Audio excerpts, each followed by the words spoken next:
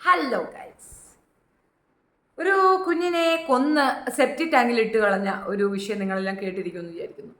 വാസ്തവത്തിൽ എനിക്കിത് തോന്നിയപ്പം ഒരു നിസ്സംഗതയില്ലേ, അതാണ് ഫീൽ ചെയ്തത്.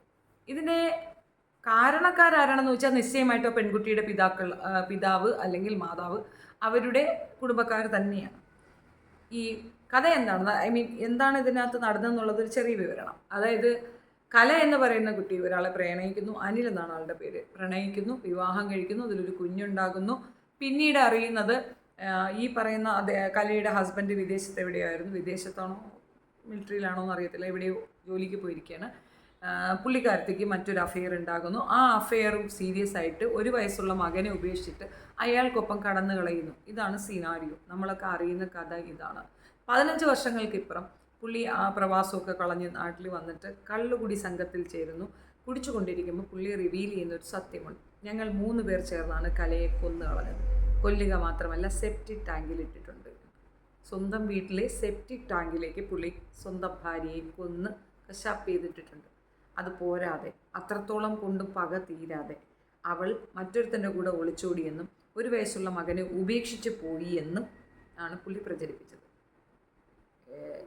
ക്രൂരമാണോ എന്ന് വെച്ചാൽ അതിഭീകരവും ക്രൂരതയും മാത്രമാണ് ഇതിനകത്തുള്ളത്. കൊല്ലുക എന്ന് പറഞ്ഞാൽ 3 പേര് ചേർന്ന് കൊന്നു, അതിനുശേഷം കൊണ്ടുവന്ന് കുഴിച്ചിട്ടു എന്ന് പറഞ്ഞാൽ സെപ്റ്റിക് ടാങ്കിലേക്കാണ്.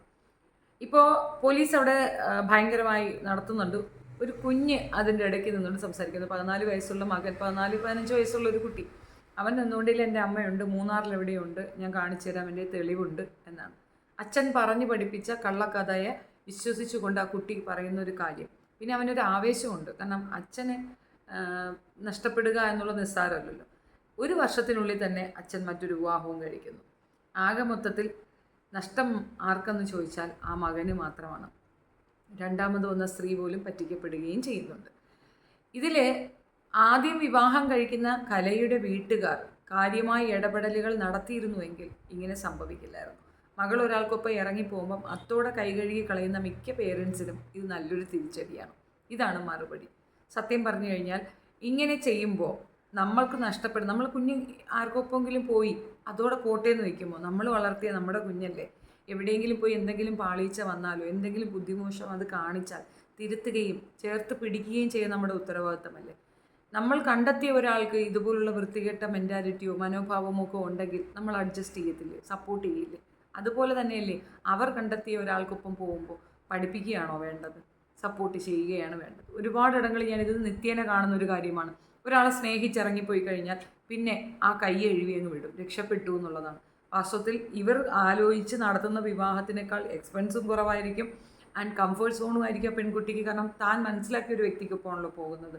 പിന്നെ 0 ആയിരിക്കും നമ്മളുടെ റെസ്പോൺസിബിലിറ്റി, കാരണം അവൾ സെലക്ട് ചെയ്ത ആളാണ്. എന്തെങ്കിലും ഉണ്ടെങ്കിൽ തന്നെ അത് അവളുടെ ഉത്തരവാദിത്തമാണ് എന്നുള്ളത്. പക്ഷേ സപ്പോർട്ട് കൊടുക്കാതിരിക്കരുത്. അതുകൊണ്ടാണ് ഇങ്ങനെ സംഭവിച്ചത്. കുട്ടിയെ കാണാതാകുമ്പോൾ തന്നെ എവിടെ പോയി ആർക്കൊപ്പം പോയി എന്ന് അപ്പനും അമ്മയും അന്വേഷിച്ചിരുന്നുവെങ്കിൽ ഒരു പക്ഷേ അന്നേ തെളിയേണ്ട കേസാണിത്. പകരം ശരിയായിരിക്കും, എൻ്റെ മകൾ അങ്ങനെ ചെയ്തിട്ടുണ്ടാവുമെന്ന് വിശ്വസിക്കുന്ന അപ്പനും അമ്മയുണ്ടല്ലോ, അവർക്ക് ഇതാണ് മറുപടി. ഈ കലയുടെ സിസ്റ്റർ കിടന്ന് ബഹളം വയ്ക്കുന്നു, കരയണു, ഒച്ചപ്പാടിടുന്നു ഒക്കെ ചെയ്യുന്നു. എന്നാൽ ആ പെൺകുട്ടിക്ക് അറിയത്തില്ലായിരുന്നു തൻ്റെ സിസ്റ്റർ ഇങ്ങനെയൊന്നും ചെയ്യത്തില്ല എന്ന്. ഒരാളെ വിവാഹം കഴിച്ചു കൂടെ പോകുന്നു, അവിഹിതമുണ്ടെന്ന് തെറ്റിദ്ധരിക്കപ്പെടുന്നു. ഇനി ഉണ്ടെങ്കിൽ തന്നെ അമിക്കപ്പള്ളി അതങ്ങ് കുറഞ്ഞ് അവർക്ക് നമ്മളെക്കാൾ ആപ്റ്റായ ഒരാളെ കിട്ടി പോകട്ടെ എന്ന് വെക്കുന്നതല്ലേ നല്ലത്. നമ്മളൊരു വ്യക്തിയെ ഇല്ലാതാക്കിക്കൊണ്ട് പകരം വീട്ടാൻ ശ്രമിക്കുമ്പോൾ ഉണ്ടാകുന്ന ഒരു ഇതുണ്ടല്ലോ, അതൊരിക്കലും ഒരു സക്സസ്സിലേക്ക് കൊണ്ടുപോകത്തില്ല. നമ്മൾ ഇഷ്ടപ്പെട്ട് സ്നേഹിച്ച് നമ്മുടെ കുഞ്ഞിൻ്റെ അമ്മയായ ഒരു സ്ത്രീയെ കൊല്ലുക മാത്രമല്ല, സെപ്റ്റിക് ടാങ്കിൽ ഡെയിലി ഇയാൾ അതിനകത്ത് പോയി ഫ്ലഷ് അടിച്ച് വിടുന്ന ആ കുട്ടിയുടെ മുഖത്തേക്കായിരിക്കില്ല. ഒരു ബോഡിക്ക് കൊടുക്കാവുന്ന ഏറ്റവും മോശമായ സംഗതി. അത്രത്തോളം വൾഗറായി ആ കുട്ടീനെ, അത്രയും മോശമായി അതിനെ പിന്നെ എന്താ പറയണേ, കർമ്മങ്ങളൊന്നും നടത്താതെ ആ രീതിയിൽ ചെയ്തിട്ട് അതേ വീട്ടിൽ മറ്റൊരു സ്ത്രീയുമായി സ്വസ്ഥമായി ജീവിച്ചു എന്ന് പറയുമ്പം അവനെപ്പോലെ ക്രിമിനൽ വേറെ ആരെങ്കിലും ഉണ്ടോ? അപ്പോൾ സത്യം പറഞ്ഞാൽ ഇതിനകത്ത് ബോഡി കിട്ടാത്തത് കൊണ്ട് മാത്രം അയാൾ രക്ഷപ്പെടും എന്നാൽ അസ്യൂം ചെയ്യുന്നതല്ലേ അങ്ങനെ ഉണ്ടെന്ന്. അയാൾ കുടിച്ചപ്പോൾ കുടിബോധയിൽ പറഞ്ഞു, അങ്ങനെയും പറയാം. ഇത് കേസിലേക്ക് വരുമ്പോൾ, അതായത് കോടതിയിലേക്ക് വരുമ്പോൾ തെളിവുകളുടെ അഭാവത്തിൽ തള്ളിപ്പോകാൻ ചാൻസ് ഉള്ളൊരു ഇതാണ്. പക്ഷേ വാസ്തവത്തിൽ ഇയാൾ അത് ചെയ്തിട്ടുണ്ടെങ്കിൽ ഈ വ്യക്തി പബ്ലിക്കിൽ വരികയും മറ്റുള്ളവരുമായി ഇടപഴകുകയും ചെയ്യുന്നത് എത്രത്തോളം പ്രശ്നമുള്ളൊരു കാര്യമാണെന്ന് ചിന്തിച്ചു നോക്കൂ. ഇതിനേക്കാൾ ഉപരി ആ കുഞ്ഞനുഭവിക്കുന്ന മാനസികാവസ്ഥ ആലോചിച്ചു. അയാൾ വേറെ വിവാഹം കഴിച്ചു, പിന്നെ അമ്മ വേറൊരാളോടൊപ്പം പോയി, ആ കുട്ടി അനുഭവിച്ചു വന്ന ഒരു അനാഥത്വം. അതാണ് ആ കുട്ടിയുടെ വിക്കിൻ്റെ കാര്യമെന്ന് തോന്നുന്നു. വിക്കൊക്കെ എന്ന് പറയുന്നത് നമ്മൾ ഓവർ സ്ട്രെസ്സ്, ഒരുതരം ഇനി പറഞ്ഞില്ലേ, ഒരു അരക്ഷിതാവസ്ഥയിൽ നിന്നൊക്കെ ഉണ്ടാകുന്ന ഒരു സാധനമാണ്. പെട്ടെന്ന് എന്തെങ്കിലും ഒരു ഇൻസിഡൻറ്റ് ഉണ്ടായിക്കഴിഞ്ഞാൽ വിക്കില്ലാതെ സംസാരിക്കുന്നത് കണ്ടിട്ടില്ലേ? അത് ധൈര്യമാണ്, അരക്ഷിതാവസ്ഥയുടെ ഒരു ഉച്ചഘട്ടമാണ്. അതൊരു മെഡിക്കൽ ടേമാണ്, എനിക്ക് അതിൻ്റെ കൃത്യത അറിയില്ല. ബട്ട് സ്റ്റിൽ ഇത് തന്നെയാണ് എനിക്ക് ഫീൽ ചെയ്തിട്ടുള്ളത്. ആരുമില്ലാതെ അനാഥത്വത്തിൽ വളർന്നു വന്നൊരു കുഞ്ഞാണ്. രണ്ടാനമ്മയൊക്കെ ഉണ്ടാകാം, പക്ഷേ ഒരു പരിധിയൊക്കെ ഇല്ലേ. ആ കുട്ടിയുടെ ജീവിതം വെച്ച് കളിച്ചതാണ് ഇയാൾ.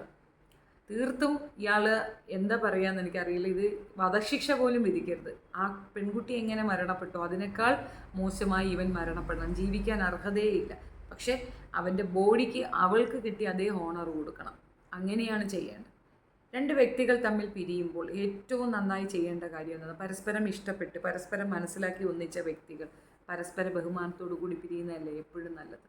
രണ്ടുപേർക്കും പരസ്പരം ഏറ്റവും കൂടുതൽ മനസ്സിലായവരാണ്. ഇനി ഒരു തേർഡ് പേഴ്സൺ വന്ന് പറയേണ്ട കാര്യമില്ല.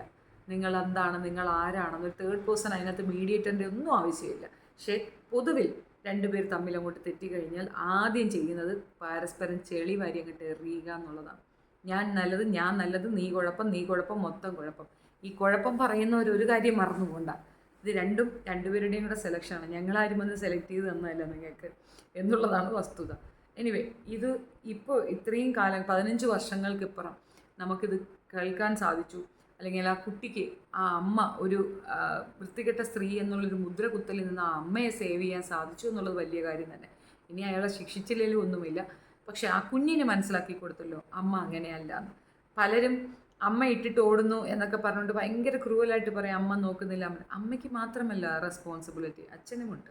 പ്രസവിച്ചു എന്ന് കരുതി അമ്മയ്ക്ക് മാത്രം റെസ്പോൺസിബിലിറ്റി കൊടുക്കുകയും എന്ത് കഷ്ടപ്പാട് സഹിച്ച് അമ്മ അത് ടോളറേറ്റ് ചെയ്ത് നിൽക്കണമെന്ന് പറയുന്നത് ന്യായമുള്ള കാര്യമല്ല. പിന്നെ അമ്മയാവുക എന്ന് പറയുന്നത് സീരിയസ്ലി നമ്മൾ പലരും കളിയാക്കിക്കൊണ്ടും മോശം പറഞ്ഞുകൊണ്ടും ഞാൻ ഉൾപ്പെടെ പറയുന്നതാണ് തന്തയില്ല. പക്ഷെ അതൊരു യാഥാർത്ഥ്യമേ അല്ല. അത് സത്യം പറഞ്ഞാൽ അതൊരു മിത്താണ്. അമ്മ ആരെ ചൂണ്ടിക്കാണിക്കാതല്ലേ അപ്പൻ. യാഥാർത്ഥ്യം ആരാണ്? അമ്മ തന്നെയാണ്. അയാളുണ്ടോ ഇല്ലയോ എന്നുള്ളതൊക്കെ സെക്കൻഡാണ്. അമ്മ തന്നെയാണ്. അപ്പോൾ അമ്മയ്ക്ക് ഒരുപാട് ഉത്തരവാദിത്തങ്ങളുണ്ട്.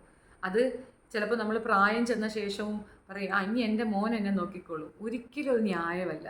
നമ്മളെ നോക്കാനല്ല നമ്മളെ കുഞ്ഞുങ്ങളെ നമ്മൾ വളർത്തേണ്ടത്. നമ്മൾ അവരെ ഭൂമുഖത്തേക്ക് കൊണ്ടുവരുമ്പോൾ തീർച്ചയായിട്ടും ചില ഉത്തരവാദിത്തങ്ങൾ നമുക്കുണ്ട്. ചിലതല്ല, ഒരുപാട് ഉത്തരവാദിത്തങ്ങളുണ്ട്. അവരെ സെക്യൂർ ആക്കുക. അവർക്ക് താല്പര്യം ഉണ്ടെങ്കിൽ അവർ നമ്മളെ കെയർ ചെയ്തില്ല എന്ന് പരാതി പോലും പറയരുതെന്നാണ് എൻ്റെ ഒരു ഭാഗം. എൻ്റെ തോന്നൽ അതാണ്. പിന്നെ നമ്മളുടെ ഒരു അവസ്ഥ കണ്ടാൽ നമ്മൾ എന്ത് കൊടുക്കുന്നോ അത് തിരിച്ച് നമുക്ക് കിട്ടുക തന്നെ ചെയ്യും. പലരും കളിയാക്കുന്ന ഒരു ടേമുണ്ട്, മക്കൾ നോക്കത്തില്ല, മക്കളെ കൊണ്ട് അനുഭവിക്കുകയില്ലേ. ഏറ്റവും വലിയ സന്തോഷം മക്കളെ കൊണ്ട് നമ്മൾ അനുഭവിക്കുന്നുണ്ട്. ആദ്യത്തെ 5 വയസ്സ് അവർക്കൊന്നും അറിയാത്ത ഒരു പ്രായത്തിൽ നമ്മൾ ഏറ്റവും കൂടുതൽ സന്തോഷിക്കുന്ന ഈ മക്കളെ കൊണ്ട് തന്നെയാണ്. പിന്നെ ഗ്രാജുവലി എന്തെങ്കിലും കിട്ടിയത് ബോണസ് ആണെന്ന് കരുതുക, അത്രയേ ഉള്ളൂ. പക്ഷേ ഈ കുഞ്ഞിന് അമ്മ നഷ്ടപ്പെട്ടത് അച്ഛൻ കാരണമാണ്. അച്ഛൻ്റെ സംശയരോഗം കൊണ്ടാണ്. അഥവാ അമ്മയ്ക്ക് അവിഹിതമുണ്ടെങ്കിൽ പോലും ആ കുട്ടിക്ക് അമ്മയായിട്ട് അതവിടെ ഉണ്ടാകുമായിരുന്നു. 2 വ്യക്തികൾ തമ്മിലുള്ള പ്രശ്നത്തിൽ കുഞ്ഞുങ്ങൾക്ക് മാതാപിതാക്കൾ നഷ്ടപ്പെടുന്നത് കഷ്ടമാണെന്ന് എനിക്ക് പറയാനുള്ളൂ. പരസ്പരം ഇരുന്ന് സംസാരിക്കുകയോ മീഡിയേറ്ററെ വെച്ച് പ്രശ്നപരിഹാരം കണ്ടെത്തുകയും ചെയ്തിട്ട് പരസ്പരം വെല്ലുവിളിക്കുന്ന നിർത്തിയിട്ട് സ്വന്തം ജീവിതം കൊണ്ട് കാണിച്ചു കൊടുക്കുകയാണ് വേണ്ടത്. ഇപ്പം ഞാൻ എന്താണെന്ന് ആ വ്യക്തിക്ക് മനസ്സിലാകാത്തതുകൊണ്ടായിരിക്കില്ലേ എന്നെക്കാൾ കൂടി ഒരെണ്ണത്തിൻ്റെ പുറകെ പോകുന്നത്. അപ്പോൾ ഞാൻ വെറുത്തായ ഒരു വ്യക്തിയാണ് എന്ന് കാണിച്ചു കൊടുക്കുക. അവരെ കൊല്ലുകയാണോ വേണ്ടത്? ഒരിക്കലുമല്ല, കാണിച്ചു കൊടുക്കുകയാണ് വേണ്ടത്. പക്ഷെ ഇതൊക്കെ പറഞ്ഞ് മനസ്സിലാക്കാനൊന്നും ആരെ കൊണ്ട് പറ്റത്തില്ല. പിന്നെ ഈ പെൺകുട്ടി തനിച്ച് ആണ് എന്നുള്ളൊരു ബോധം അവനുണ്ടായിരുന്നു. അന്വേഷിച്ചാരും വരത്തില്ല. എന്നാലും കൊലയ്ക്കപ്പുറം അവൻ ചെയ്തൊരു വൃത്തികേടുണ്ട്. അതിനെ സെപ്റ്റിക് ടാങ്കിൽ ഇട്ടതിനേക്കാൾ ഉപരി അവൻ ചെയ്തൊരു വൃത്തികേടുണ്ട്. ആർക്കൊപ്പമയോ നിൻ്റെ അമ്മ ഓടിപ്പോയി, നിന്നെപ്പോലും കളഞ്ഞിട്ട് ഓടിപ്പോയി എന്ന് അവളുടെ മാതൃത്വത്തിനെ പോലും കള്ളിയാക്കിക്കൊണ്ടുള്ളൊരു വർത്തമാനവും പറഞ്ഞല്ലോ. അവിടെയാണ് ഏറ്റവും വിഷമിക്കുന്നൊരു എനിക്ക് ഭയങ്കര സങ്കടം തോന്നിയത് അതാണ്. ആ കുഞ്ഞിന് എത്രയോ നാൾ കിട്ടേണ്ട ഒരു സ്നേഹം നമ്മൾ ഒരുപാടൊന്നും വേണ്ട, എടുത്ത് കൊഞ്ചി ലാളിച്ചൊന്നുമില്ല. ഒരു ഉമ്മ കവിളിലൊന്ന് തലോടിയാൽ തന്നെ അമ്മ എന്ന് പറയുന്ന ആ വികാരം ഉണ്ടല്ലോ, അത് ഭയങ്കര തീവ്രമാണ്. 15 വയസ്സ് വരെ അവൻ അമ്മയെ വെറുത്തു എന്നുള്ളതാണ് ഇതിനകത്ത് ഏറ്റവും ഭീകരമായൊരു സത്യം.